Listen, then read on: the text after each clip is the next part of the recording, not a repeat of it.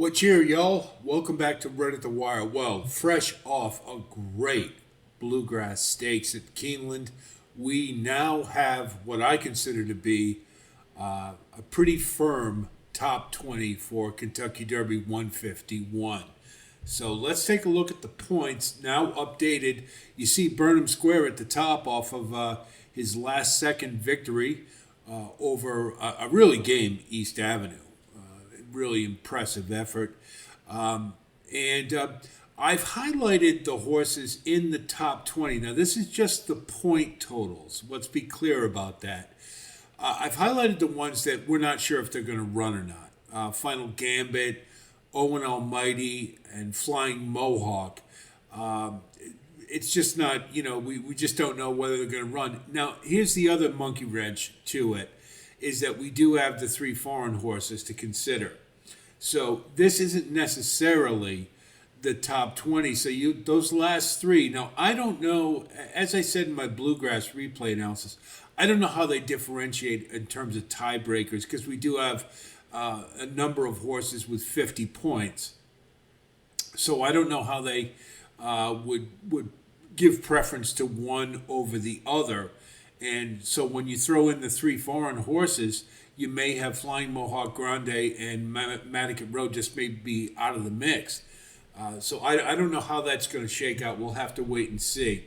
So there are the point totals, the new ones to take a look at. And I've added, these are three horses that I think are four, rather, that are on the bubble. And again, it has to do with the foreign horses and what happens with that, who defects. The foreign horses come in. I think Flying Mohawk and Grande, as well as Madaket Road, are all out. But you also have built as one that's sitting there with defections. We always have, God forbid, we have an injury that knocks a horse out, but there's always some kind of shake-up from that regard. So these would be the four.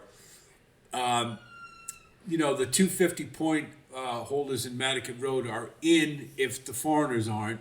So again, just to give you a little idea of what we're looking at moving forward as we get towards the Derby, and certainly want to keep a lookout for who's going to scratch for injury or who's not going to run or whatnot. So we'll see.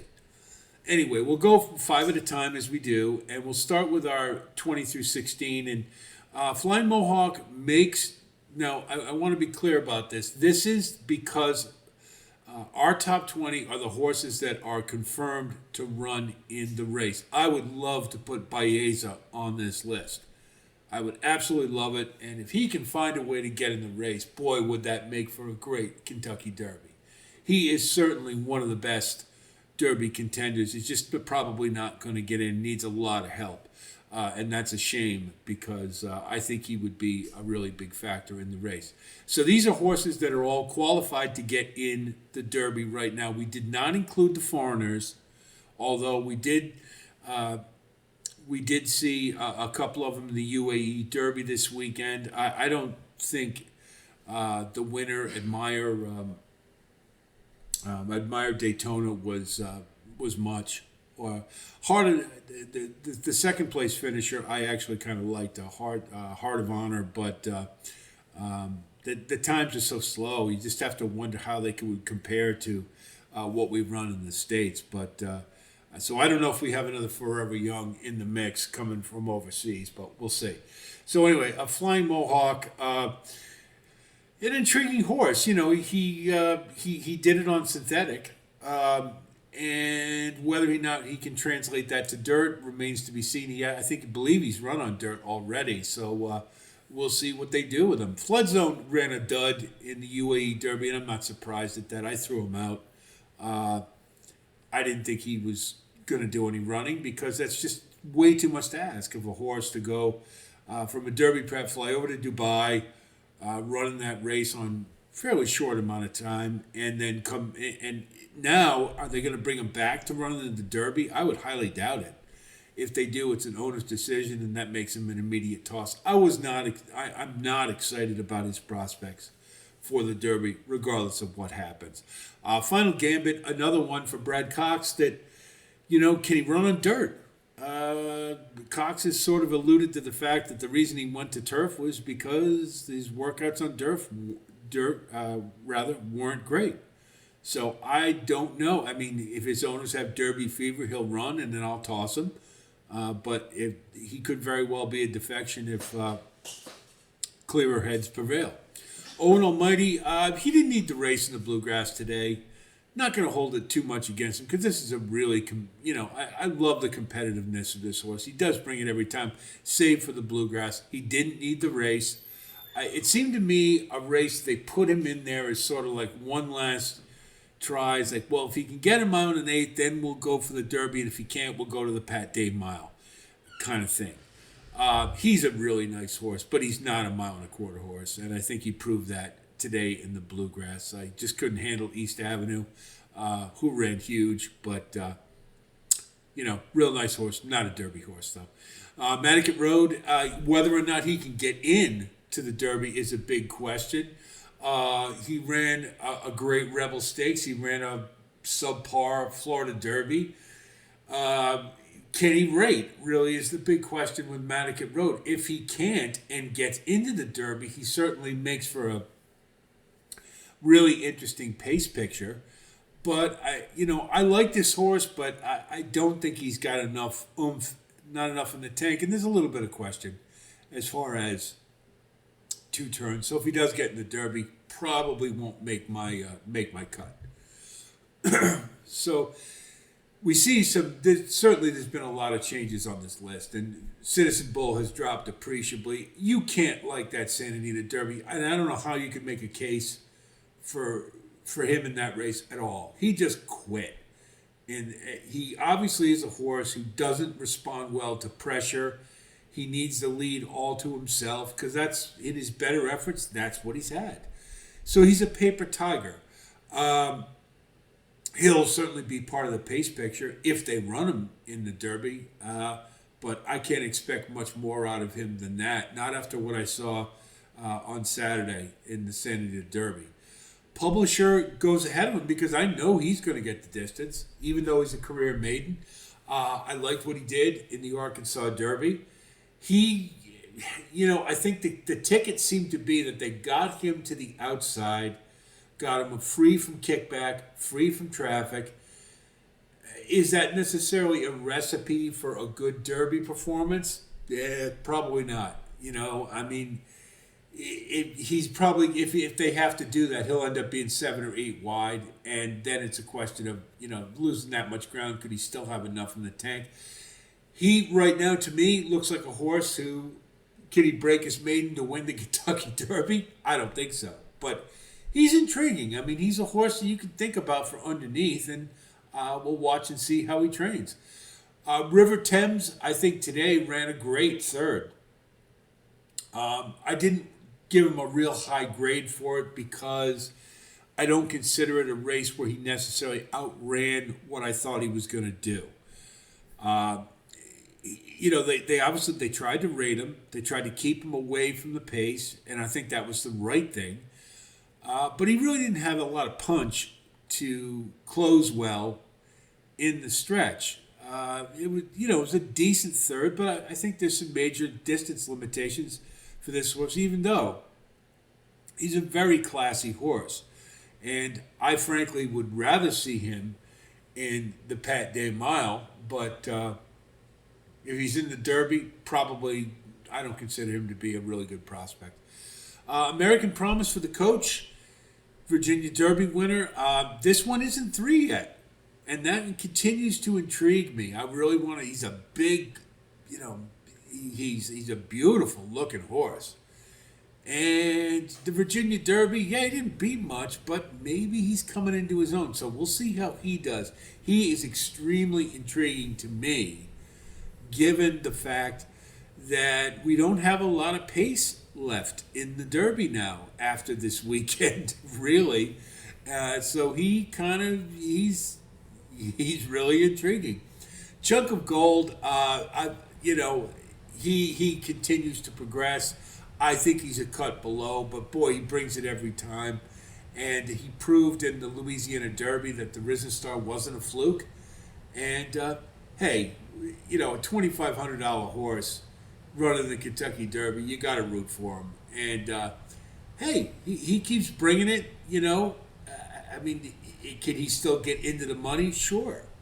He needs a little help, but is he a candidate to win? I don't think so. So we come to our top 10. Tiz kind of there by default, let's be honest. Got the Louisiana Derby, because he got free. He was on the outside. That hadn't been the case in his other races. And he kept running. Is that a recipe for a Derby victory? Don't think so. Can he still get underneath? Sure, but he's going to be an underlay, and he's kind of got a wise guy feel to him already. This horse is not without quality, but I think I just wonder about that punch in the stretch, which he just doesn't seem to have. So, but yeah, underneath, yeah. Rodriguez, he did everything right in the Wood Memorial, but there's some big buts with this horse. First of all, he acts up in the paddock. What's he going to do when there's 150,000 people screaming and yelling at the Derby? Bob Baffert shipped him to Aqueduct to keep him away from the noise and the clamor on a big stakes day. That can't be a good sign for the Derby. I also don't like this horse's stride needs to get longer.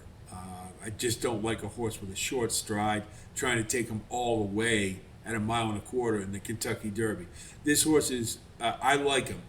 I think he's really talented. I'd much rather see him in, again, the Pat Day Mile or a 1.125 mile two-turn race, because I think it might be a little much with all these horses breathing down his neck in the Derby. There aren't as many pace horses, but now that East Avenue's in the race, I don't know what that means for Rodriguez. Probably not a good thing. So we'll see. Grande, incidentally, there's an asterisk by him because, first of all, he may not make the Derby. That's a real problem. You're gonna have to have some defections if all three foreigners run. But that aside, extremely intriguing horse. When you consider he ran wide all the way around the track in the Wood Memorial and still got up for second, it was a very impressive race. He did it without Lasix. He did it moving into Stakes Company in his third lifetime start. This is a horse who's definitely improving. Can he take it to another level in the Kentucky Derby? I don't know. But Mike Rapoli's got his Derby horse, which he always wants every year, and so does Todd Pletcher. I'll be watching him. He's one that's very, very interesting. East Avenue, I thought, ran an excellent bluegrass. He was game. He was sharp. He answered a lot of questions, except for one. Is it Keeneland or is it not? He's a horse for the course at Keeneland.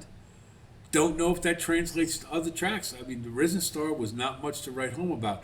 I loved the effort, though. He was sharp. He got right to the lead. We knew he would.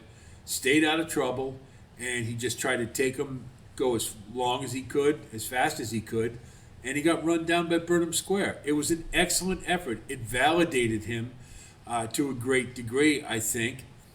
However, you can say, of course, well, maybe if he had slowed it down a little bit on the front end, maybe he would have had a little more in the tank to take it down. So does he have to run that quick all the time? If he does and try to do that in the Derby, he'll be cooked. So, but he's an intriguing prospect now, and he's certainly back in discussion for a race that doesn't have a lot of early lick into it. So he's very interesting from that perspective. Coal Battle at number 6. I'm not gonna knock him for the Arkansas Derby. Lonnie Bradley has gone so far as to say I didn't have him tuned up all the way. He said you're going to see a different horse on Derby Day. Even if we do, at his best, I think you'd have to say he's a cut below. I do like the way he runs. That middle move or that early move. You can say, I love that. And they've done it twice in a row with him. And it's a really intriguing way to run when you consider that what we have for pace setters in this race. So I'm not ready to throw him out at all. I just think he needs to get a little faster. But he's a really cool horse, and it's a great story. And he's one that I'll certainly be thinking about for my mix on Derby Day.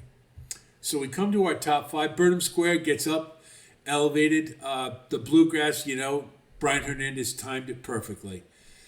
I don't like the fact that this horse runs that far back. I don't. I thought that was a product of the Holy Bull initially. Then they did it again in the Fountain of Youth, and I was thinking, all right, well, the jockey's not, he thinks he can circle a field that good again. He's crazy. He might have been a little sluggish. He might have regressed in the Fountain of Youth. And again, I don't think he ran too bad because he got it going late. And he redeemed himself with a really nice Bluegrass. He had pace to run to. That's absolutely true. And I think in order to be effective in the Derby, he will need to be more forwardly placed. But I really like this horse a lot. And I think he's very dangerous in the Derby. He will need to take another step forward. But who's to say he can't? I haven't got the speed figures yet for the Bluegrass. But it was a great race. And hey, Brian Hernandez, maybe gets doubles up in the Derby this year. We'll see. Sandman, Arkansas Derby was excellent. We know this horse has talent. He did have pace to run to. He had a lot of pace to run to in the Arkansas Derby. But, you got to love the way this horse goes about his business. He's certainly got a lot of talent. And, he got going earlier in that race, and that's encouraging, despite the fact he had pace to run to. So, I think there's a lot of positives for Sandman moving forward. I love closers who can get more engaged in a race. That tells me that they're getting it and they're starting to, to really mature. And so I'm very positive about Sandman. We'll see. Mark Cassie's barn is rolling right now. He's having a great Keeneland so far. To Pan Street, I love the Florida Derby. It was a really nice effort. Hey. He hasn't done anything wrong. He's been clearly Brad Cox has thought this was the real thing all the way along. With skipping the Fountain of Youth was the right thing, and he took a step forward. Needs to probably take another one to deal with journalism, but who's to say he can't? And you have to like the fact that he's more forwardly placed, whereas our top two here are towards the rear. And actually, you look at that top five, Burnham Square, Sandman, Sovereignty, Journalism, all horses come from a fair amount off the pace. So that would improve Pan Street's chances, but I will need to see another move forward from him. Sovereignty, Fountain of Youth was a little disappointing, except for the fact we know Bill Mott. And, Bill Mott doesn't want this horse to run at his maximum on Florida Derby Day. He wants him to do it on Kentucky Derby Day, and I have no doubt that he will. Whether it's good enough, that's the question. And coming from as far back as he does, that's an issue for sure. But Sovereignty certainly has a lot of talent. Love the horse, and he's definitely one of the top contenders to take it all. Journalism, what can you say about that Santa Anita Derby? He was not at his best. I don't care what anybody says. And he still won the race. Repelled Baeza, who ran huge. He did what you would like to think a Derby horse should do. He won the race not at his best. And that was a pretty high quality field. Now, what's the question left? It's the same one for all the horses, and that gives me a lot of comfort. Can he run in a 20-horse field? Well, we don't know if any of them can. It's a little more of a concern because journalism's never faced more than 6 horses in a race. That's really the one thing left, but wouldn't you have to believe that a horse with his kind of quality and his kind of talent, it's not going to be a problem? he'll get the alpha male going and the cream rises to the top. So I like journalism's chances a lot. He was, without a doubt, going to be the favorite for Kentucky Derby 151. So we'll look again at our list, and this is commemorated for you. So take a look and process it. I know my list will not be the same as most of you guys, so I'd love to hear your thoughts. And you guys have again been so terrific with them. I love to have the swirl at this time. These next 3 weeks are great for it. Please keep up with the input and give us your insight, and I think we'll all benefit from that. Not just mine, but I like to hear from you guys as well. So I hope this helps with your own formulation for your own Derby list. And keep in mind that we do have the 3 foreigners to consider, or whichever ones come over. So we'll have to adjust it from there. Very interested to get a gauge, to start deep diving on those to see how they compare with the Americans. After what Forever Young did last year, I mean, anything's possible. So it adds an extra bit of intrigue to this year's Kentucky Derby, for sure. If you do like content like this, of course, please like and subscribe. And again, thanks so much for all of you who keep growing our community. Loving that. Love the comments. As I said, keep that coming. We're going to have more content. We've got the Lexington coming up, but I'm pretty sure, I haven't seen the field yet, but they only give 20 points to the winner, so I don't think it's necessarily going to impact the Derby field as we know it right now. We'll see. We'll have Keeneland full card, late pick 5 sequence, and we will start with our individual Derby profiles pretty soon. And then, of course, once we have those in the books, we'll do our form, class, speed, and pace, our elements of handicapping, assessing the Derby from all 4 aspects. And then, of course, we'll put it all together. Going to try to do as much as we can for the Oaks as well. It's a tall order to do both, but we will endeavor to do it. So a whole lot of content coming, so be on the lookout for that as well. And thanks for being so patient. I know this is Tuesday. We normally have it out on Sunday, but we had to wait to see what happened with the Bluegrass today, and I think it was well worth the wait, to be sure. Had 3 great 100-point Derby preps this weekend, and I think we've got a pretty interesting field, to say the least. We'll see how it shakes out in the next couple of weeks. So that's it from here. I'll talk to you soon, and until then, be well.